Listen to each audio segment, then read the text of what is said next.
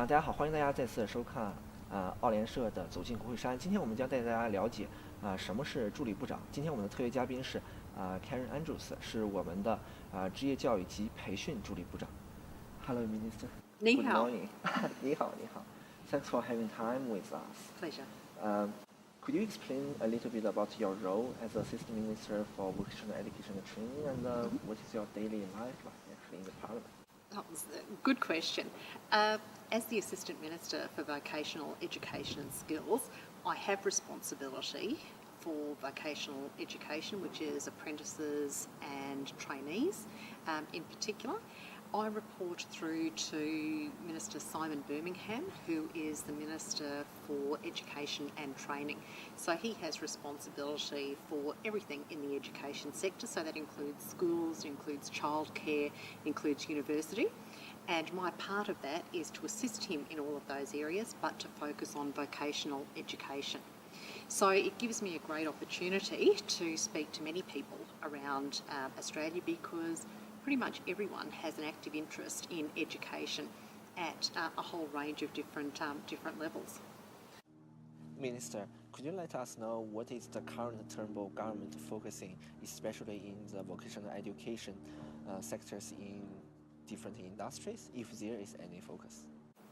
In vocational education, yes, it has been a sector that has been the subject of, I guess, a lot of reputational damage, where we've had some training providers, and it's been relatively few that have done the wrong thing with vet fee help, which is the loans, income contingent loan schemes that we have at the higher level of vocational training.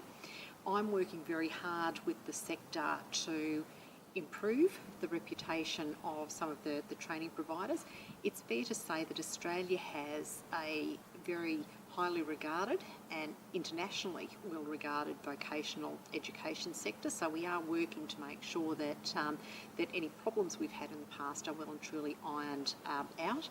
We are embarking on a program. We announced in the federal budget a $1.5 billion Skilling Australians Fund, which will be focused on recruiting more apprentices and trainees to meet our skills needs now and into the future.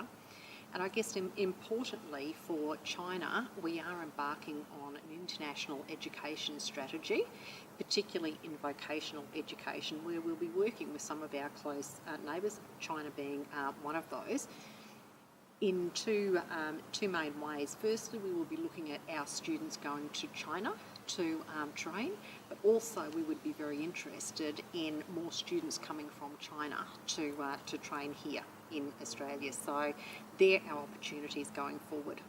My interest is looking at vocational education and encouraging more students to come and study here, and potentially taking those skills back to their own country, their country of origin, or perhaps looking at how they can use those skills at a later stage in Australia, but the immigration pathways are being managed by Minister Dutton. Thank you. The Australian government has already signed the MOU with the Ministry of Education of China back in 2012. But the reality is there aren't that many things has been done. What is the Turnbull government's plan? What in your area? What are you going to push forward for it? Especially when we are comparing to the university sectors. Recently, the University of South Australia has claimed that they are going to lead the new joint college with the Chinese. Are we planning something similar in the future here?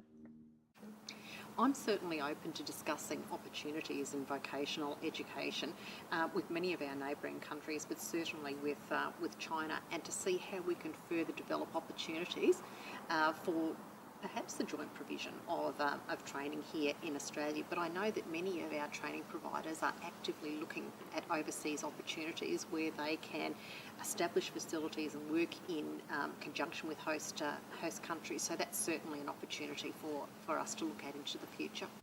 Do we actually have certain policy to support that?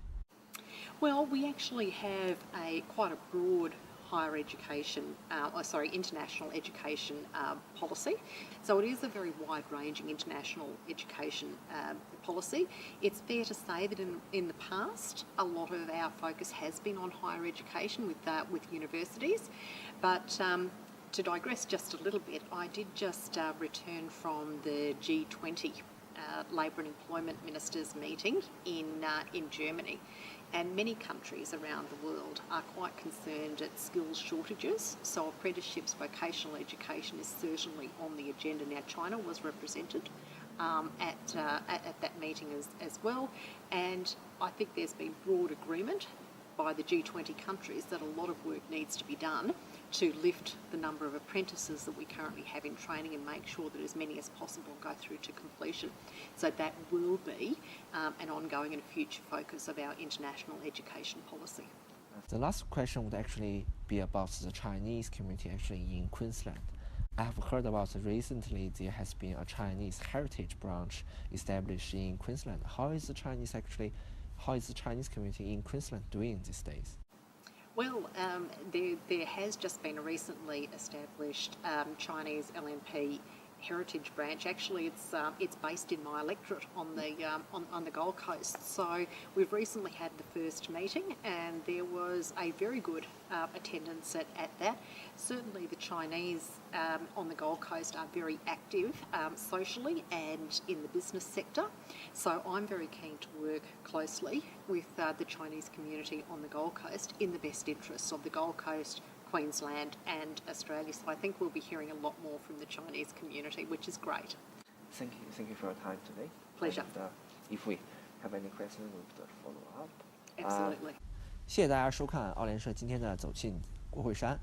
我相信大家今天一定对我们的 Assistant Minister for Vocational Education and Skills Karen Andrews 有了更多的一个了解。如果大家有任何问题的话，请在下方留言，我们未来会帮助大家进行一个沟通和跟进的。谢谢大家。